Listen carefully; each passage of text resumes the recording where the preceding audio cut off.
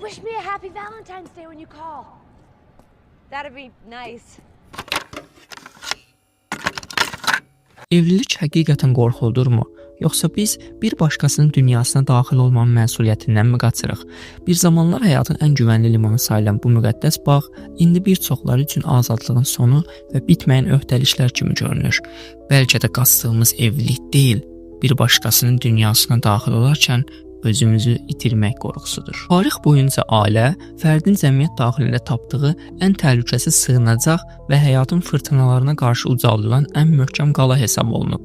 Lakin 21-ci əsrin gətirdiyi fərdiyyətçilik dalğası və sürətli rəqəmsallaşma min illiklərin sınağından keçmiş bu təməl daşını sarsıtmağa başlayıb. İndi biz evliliyi bir taleyin birləşməsi deyil, daha çox fərdi uğurların və azadlıqların tərəziyə qoyulduğu bir maliyyə və mənlik layihəsi kimi qavrayırıq. Bu transformasiya təkcə bir sosial statusun itirilməsi deyil, həm də insanın biz olmaqdan mən olmağa keçid hekayəsidir. Gənclər artıq evliliyi bir yuva ya da liman olaraq deyil, öz şəxsi sahələrinə, azadlıqlarına və o minbir əməklə qurduqları mənliklərinə edilmiş bir hücum kimi görürlər. Birinə uyğunlaşmaq məcburiyyətinə qalsam ya özümü itirsəm qorxusu, eşqin o köhnə birləşdirici gücünü kölgələyir. Fədakarlıq artıq bir sevgi nişanəsi deyil, şəxsi suverenliyə qarşı böyük bir təhdid kimi qəbul edilir. Buna bir də rəqəmsal dünyanın təqdim etdiyi sonsuz seçim illüziyasını da əlavə edək. Sosial media və flört tətbiqləri qapının dərhal arxasında hər zaman daha yaxşısı, daha az problem çıxaranı ya da daha əyləncəlisi olduğu hissini verir. Bu qədər çox seçim varkən birində qərar qılıb onun qüsurlarına qatlanmaq müasir insana bir fürsət maliyyəti hissi kimi gəlir. Birini hə demək, digər minlərlə nəfərə yox demək olduğu üçün o qərarı vermək imkansızlaşır. Hər kəs ən doğrunu axtararkən əslində heç kimə aid ola bilməməyin tənhalığına məhkum olur. Əslində qaçılan şey evlilik deyil, seçim etməyin gətirdiyi o ağır məsuliyyətdir. Çünki birini seçmək digər bütün ehtimalları öldürməkdir və bu günün gəncliyi ehtimalların ölməsindən, variantların tükənməsindən çox qorxur. Maddi qayğıların mənəvi dəyərləri üstəlediyi bir dövrdə sevgi artıq tək başına bir sığınacaq olmaqdan çıxıb, insanlar hisslərini tərəziyə qoymazdan əvvəl həyatın hesabını aparmaq məcburiyyətində qalırlar. Müasir dövrün gətirdiyi maddi çətinliklər mənəvi dəyərləri üstələyir. Artıq evlilik iki insanın həyatını birləşdirməsi deyil, iki nəfərin kürək-kürəyə verib böyük bir borc yükünün altına girməsi kimi qəbul edilir. Bir gəncin öz ayaqları üzərində durmasının bu qədər çətinləşdiyi bir dövrdə başqa birinin məsuliyyətini almaq, hətta bir ailə qurma fikri, bir yuva xəyalı böyük bir maliyyə risk analizinə çevrilir. İnflyasiya və iqtisadi qeyri-müəyyənlik təkcə ciblərə deyil, həm də gələcəyə dair qurulan xəyalların təməlinə sızıb. Maddi təməli sarsılmış bir binanın içində hüzur axtarmaq artıq gənclər üçün əlçatmaz bir lüksə çevrilib. İndi bir ömür boyu gedən vəfa borcu deyil, banklara ödəniləcək kredit borcu gündəmin mərkəzindədir. İnsanlar önlərini görə bilmədikləri bir yolda yanlarına bir yoldaş almaqdan çəkinirlər. Çünki onlar sadəcə özlərini deyil, sevdiyi insanın da yıxılacağından qorxurlar.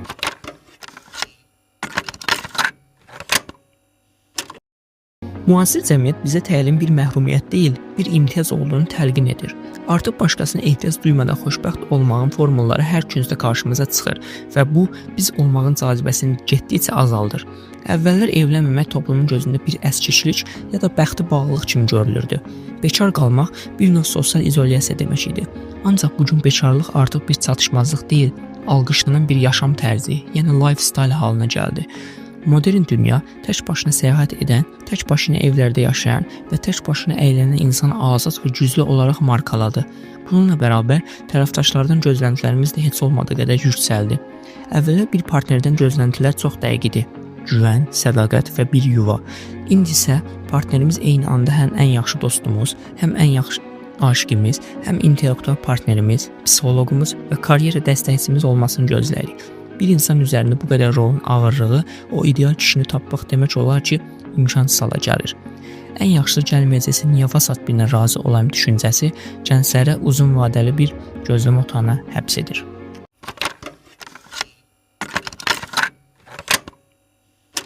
Təbii ki, məsələnin bir üzü daha var. Boşanma məsələsi.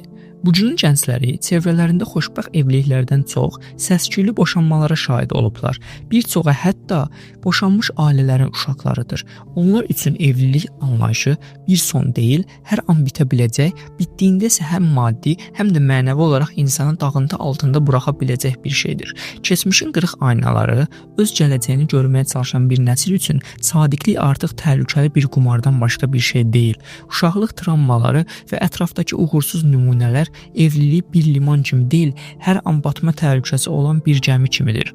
Bu qorxu hissi bağlılıq ehtiyacını ehtiyatlı bir məsafə saxlamaq istəyi ilə əvəz etdi. Əvvəllər pis gedən evlilik davam etdirilər məntiqi var idi. İndi isə pis getmə ehtimalı olan evliliyə heç girilməz məntiqi hakimdir. Hüquqi bir sənəd artıq könülləri birləşdirən bir bağ deyil, sadəcə ayrılığın qaçınılmaz bürokratiyası kimi qəbul olunur. Beləliklə gənclər həmişəlik sözündən qaçaraq indilik rahatlığında təsəlli tapırlar.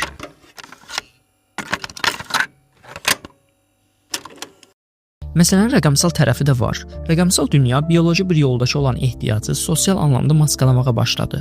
Axşam evə gəldiyində yalnızlıqdan sıxılan bir gənc telefonunu açdığı anda minlərlə insanla ünsiyyətə keçə bilər, təsdiq ala bilər və duyğusal boşluğunu anlıq bildirişlərlə doldura bilər. Ekranın o biri tərəfindəki bu süni istilik insan ən təməl ehtiyacı olan dərindən tanınma və qəbul edilmə arzusunun müvəqqəti olaraq keydir. Sosial ehtiyacların bu qədər asan və zəhmətsiz qarşılana bildiyi bir mühitdə bir başqasının qahrını çəkmək, onunla uzlaşmaya çalışmaq və evliliyin gətirdiyi o ağır məsuliyyətlərə qatlanmaq gedərək daha az cazibədar görülür. Artıq qadınlar iqtisadi olaraq heç kimə ehtiyac duymadıqları bir güc səviyyəsinə çatdılar. Evlilik artıq bir həyatda qalma strategiyası deyil. Kişilər isə ev içi nizamlarını qurmaq üçün bir evliliyi köhnəsi qədər möhtac deyillər. İki tərəf də artıq bir-birinə ehtiyacdan deyil, istəkdən bağlanmaq istəyir. Ancaq istək ehtiyac qədər güclü bir bağ qura bilmir. Bu ən qısa sarsıntıda bu bağ qopub gedir. Gəldiyimiz nöqtədə əsl məsələ bağ qurma yetisinin dəyişimidir. Modern dünya bizə hər şeyin işlət olduğu bir həyat göstərdi. Bu istehlak mədəniyyətli ikili münasibətlərə də sızdı. Bir münasibətdə ilk çat yarandıqda onu düzəltmək yerinə yeni variantlara yönəlmək daha rahat gəlir. Gənclər sevgidən deyil, onun gətirdiyi müdafiəsiz qalmağından qorxurlar. Ən böyük risk heç bir risk almadan həmişə güvəndə, amma həmişə əskik qalmaqdır. Ruhun həqiqi inkişafı yalnızlıq qalalarında deyil, başqa bir insan aynasında öz qüsurlarında üzləşməkdən keçir. Bağlanmaqdan qaçan bir nəsil əslində həyatın öz rənglərindən və dərinliyindən qaçmış olur.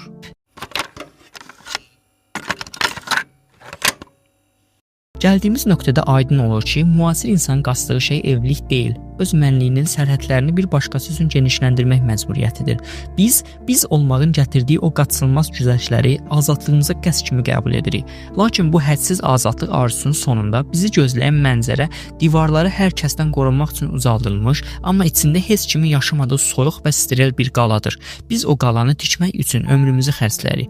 Bitirdikdə isə anlayırıq ki, qoruduğumuz o mənlik əslində heç kimə toxunmadığı üçün getdikcə şəffaflaşan və yox olan bir illüziyadır.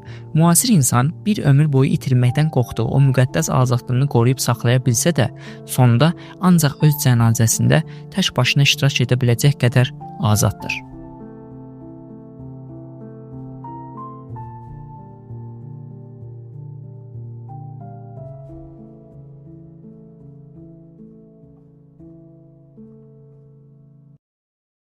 Dostlar, videomuzu sona qədər izlədiyiniz üçün təşəkkürlər. Bu ilk videom olduğundan bəzi çatışmamazlıqlar ola bilər. Növbəti videolarda daha da təkmilləşdirməyə çalışacağam.